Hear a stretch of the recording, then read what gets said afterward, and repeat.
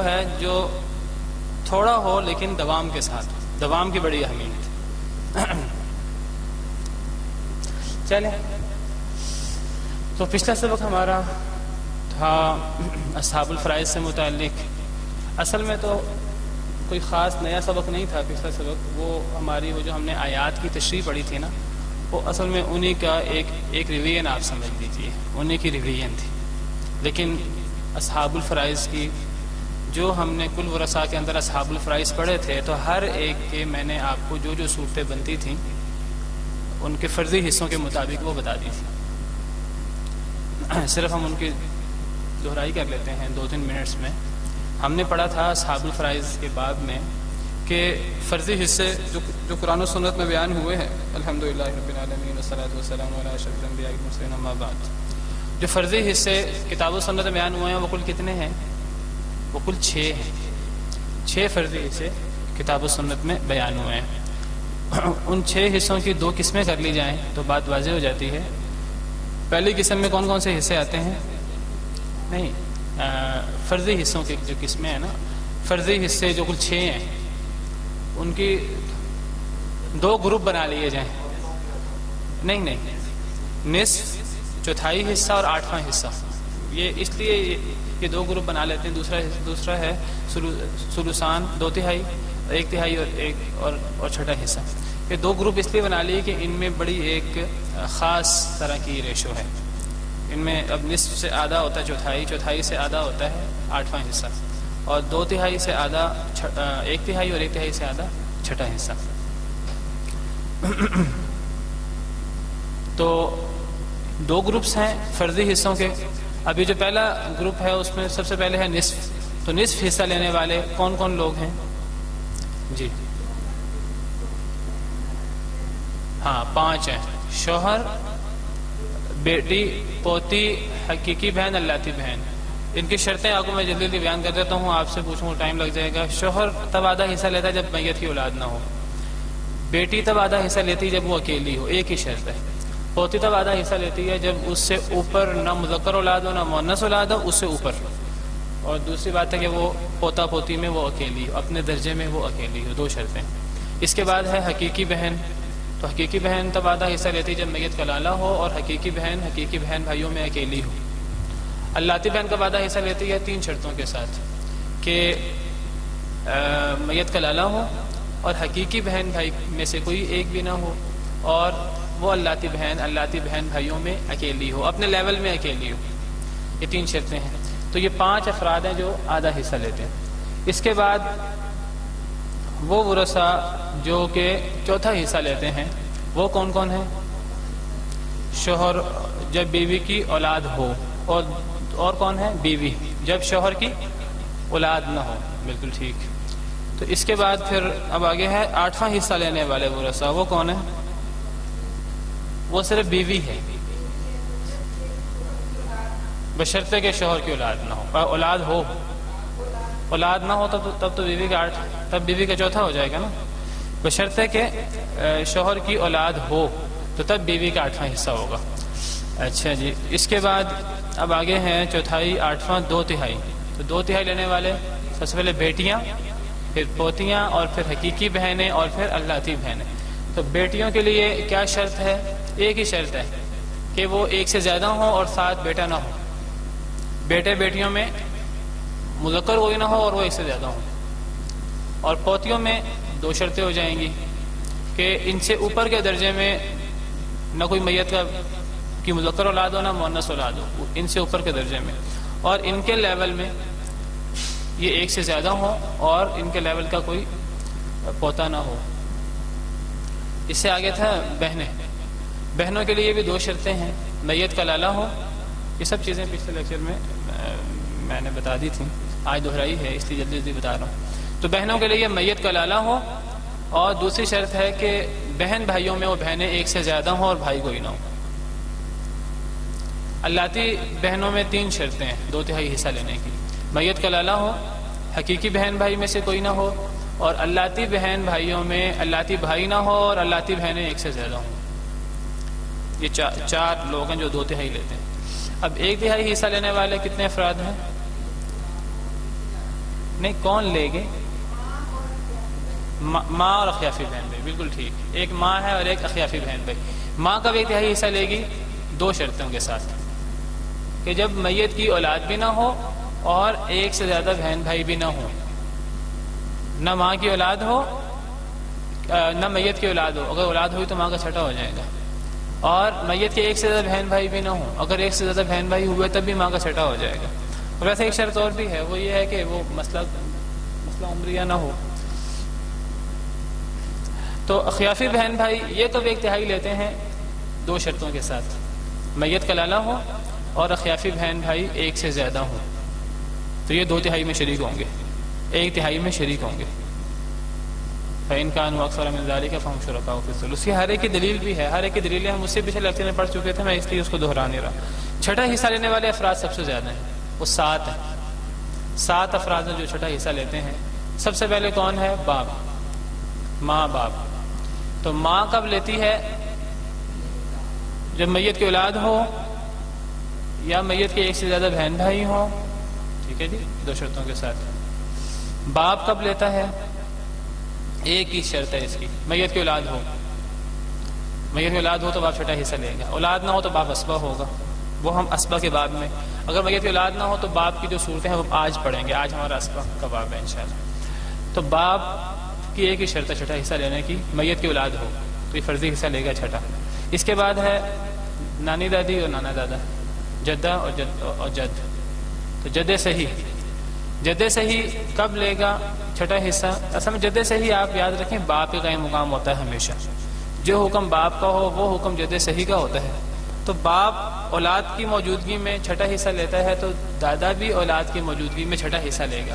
فرق کیا ہے باپ اور دادا میں؟ ایک ہی فرق ہے کہ باپ موجود ہو تو دادا وارث نہیں ہوتا، باپ موجود نہ ہو تو دادا وارث ہوتا ہے. یہ بس ایک فرق ہے.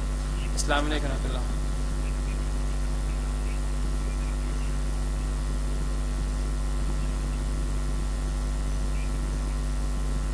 اچھا چلیے میں دیکھوں گا آگے کلاس میں ہوں ابھی.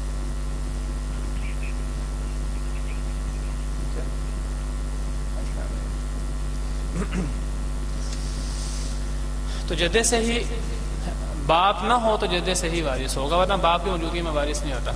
تو باپ نہ ہو تو جد سے ہی چھٹا حصہ کب لے گا؟ جب میت کی اولاد ہو تو. جدہ صحیح ہے یہ چھٹا حصہ لیتی ہے. میں نے آپ کو بتایا تھا اس میں اور ماں میں فرق ہے. باپ تو جد صحیح تو باپ کی عدم موجودگی میں باپ کا قائم مقام ہوتا ہے، اور باپ کی جتنی بھی صورتیں بنتی ہیں نا اسبہ کی یا فرضی حصہ لینے والی، وہ تمام میں دادا باپ کا قائم مقام ہے، باپ نہ ہو. لیکن جدہ صحیح ہے ماں کے قائم مقام نہیں ہوتی. ماں کے حصہ چھٹا بھی ہے تیسرا بھی ہے، لیکن جدہ صحیح ہے صرف چھٹا حصہ لیتی ہے. مثلا اگر ماں نہ ہو، ماں کی جگہ پر نانی ہو. اب یہ نہیں ہے کہ جس صورت میں ماں کا تیسرا حصہ ہے تو اس صورت میں نانی بھی تیسرا حصہ لے، نہیں ایسا نہیں ہے. باپ اور دادا کا معاملہ ایسا ہی ہے کہ باپ نہ ہو تو دادا باپ کے قائم مقام ہو جاتا ہے.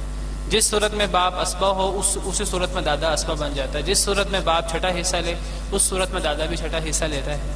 لیکن جدہ کا اور ماں کا یہ مکمل صورتحال یہ نہیں ہے باپ اور دادا والی، بلکہ جدہ جو ہے وہ ماں کے جو حصے ہیں ان میں سے ایک حصہ چھٹا صرف وہ لیتی ہے ہر صورت میں. تو جدہ چھٹا حصہ لیتی ہے، تیسرا حصہ نہیں لیتی کبھی. اور جدہ صحیحہ سے مراد صرف نانی نہیں ہے، اس سے مراد آپ کو پتہ ہے اصول میں ہر وہ عورت جس میں اور میت میں جد فاسد کا واسطہ نہ ہو اسے جدہ صحیحہ کہتے ہیں. یہ تفصیل گزر چکی ہے شروع کے لیکچرز میں.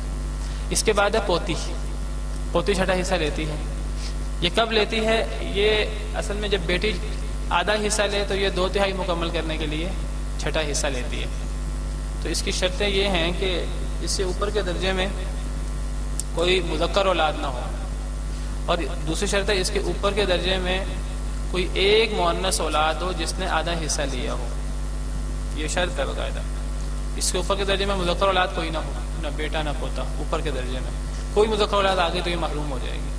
اس کے اوپر کے درجے میں مؤنث اولاد ہونی چاہیے، لیکن مؤنث اولاد ایک سے زیادہ نہ ہو، ایک ہو جس نے آدھا حصہ لیا ہو، تو تب یہ 2/3 مکمل کرنے کے لیے چھٹا حصہ لے گی. 2 شرطیں ہو گئی. اور تیسری شرط ہے کہ اس کے برابر کے درجے میں کوئی مذکر اولاد، کوئی پوتا نہ ہو اس سے برابر کے درجے میں. کیونکہ اگر اس کے برابر کے درجے میں پوتا آیا تو یہ اسبہ بن جائے گی، حالانکہ یہ صورت ہے چھٹا حصہ، فرضی حصہ لینے کی. تو یہ 3 شرطیں ہیں پوتی کے چھٹا حصہ لینے کی. آگے ہے اللاتی بہن. اللاتی بہن کا بھی جو معاملہ پوتی کے بیٹی کے ساتھ ہے وہی معاملہ اللاتی بہن کا حقیقی بہن کے ساتھ ہے. تو یہاں بھی ہم کہیں گے 3 شرطیں. پہلی شرط کہ حقیقی بھائی نہ ہو، نہ ایک نہ زیادہ. اگر ایک یا زیادہ حقیقی بھائی آ گئے تو اللاتی بہن محروم، جس طرح ہم نے کہا تھا بیٹا پوتا آ جائے تو پوتی محروم ہو جاتی ہے نشے کے درجے کی. پہلی شرط یہ. دوسری شرط ہے کہ ایک حقیقی بہن ہو جس نے آدھا حصہ لیا ہو، تو یہ پھر 2/3 مکمل کرنے کے لیے یہ چھٹا حصہ لے گی. تیسری شرط ہے اس کے ساتھ بہنیں تو ہو سکتی ہیں، اس کے ساتھ بھائی نہ ہو. اگر اس کے ساتھ بھائی آیا تو اسے اسبہ بنا دے گا، یہ فرضی حصہ نہیں لے گی پھر. تو یہ 3 شرطیں وہی جو پوتی والی ہیں اسی کی، وہی 3 شرطیں اسی کی بھی ہیں. اب آخری ہے خیافی بہن کا. یہ بھی چھٹا حصہ لیتے ہیں. کب؟ 2 شرطوں کے ساتھ. میت کا لالا ہو اور اخیافی بھائی یا بہن اکیلے ہوں. 2 شرطوں کے ساتھ تو یہ چھٹا حصہ لیں گے. یہ ہے کل ہمارے پچھلے لیکچر کا خلاصہ، اس کی دہرائی ہم نے کر لی. اب آج ہمارا موضوع ہے اسبہ. اس میں کسی کا کوئی سوال ہو تو کر لیجیے.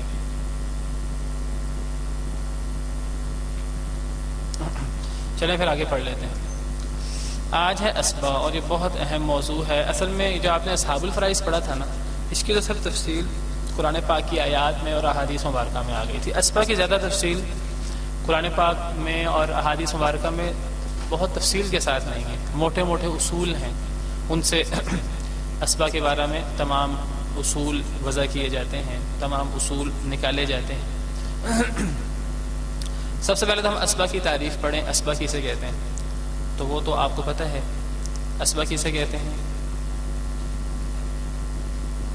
جی کون بتائے گا؟ جی ہاں، وہ ورثہ جن کو کتاب و سنت میں وارث بنایا گیا ہے لیکن ان کا حصہ مقرر نہیں کیا گیا.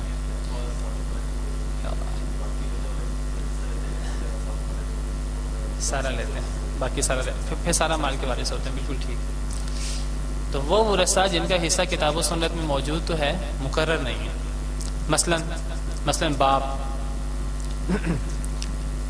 ابھی جو آیت کریمہ فَإِن لَّمْ يَكُن لَّهُ وَلَدٌ وَوَرِثَهُ أَبَوَاهُ فَلِأُمِّهِ الثُّلُثُ، تو آپ ان آیات کی تشریح پڑھ چکے ہیں. تو اب اس آیت سے نکالیے باپ کا حصہ کہاں ہے، کیسے پتہ لگا باپ اسبہ ہے.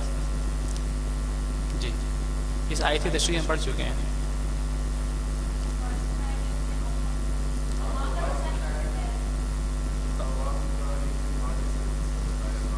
باپ کا بیان نہیں کیا.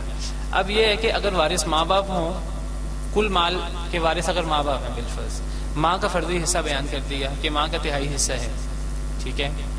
اگر 6 لاکھ مال ہے اور وارث صرف ماں باپ ہیں تو ماں کا 1/3 حصہ ہو گیا 1/3، 2 لاکھ، باقی 4 لاکھ بچ گیا.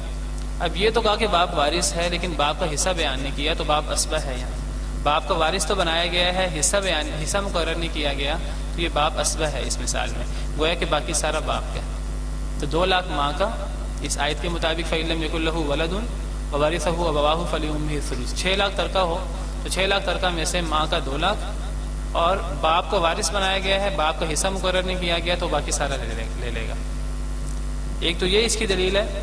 اور باپ کے اور ایک دلیل وہ حدیث بھی ہے جو صحیح بخاری کی حدیث تھی نا، الحق الفرائض بأهلها فما بقي فلأولى رجل ذكر. تو اب ماں باپ ہوں تو ماں فرضی رشتہ دار ہے، تو ماں کو اس کا فرضی حصہ دے دو، جو بچ جائے وہ سب سے قریبی مرد رشتہ دار کے لیے ہے. تو باپ سب سے قریبی مرد رشتہ دار ہے، تو ماں کو اس کا فرضی حصہ 1/3 دینے کے بعد باقی سارا مال باپ کا ہوگا. اس آیت کریمہ سے بھی یہ بات نکلتی ہے، اور حدیث مبارکہ صحیح بخاری صحیح مسلم کی حدیث ہے اس سے بھی یہی مسئلہ اخذ ہوتا ہے. تو باپ جو ہے وہ اس مثال میں اسبہ ہے. باپ ہر صورت میں اسبہ نہیں ہوتا. بعض صورتوں میں باپ کا فرضی حصہ بھی ہوتا ہے لیکن بعض صورتوں میں باپ اسبہ ہوتا ہے. یہاں باپ اسبہ ہے.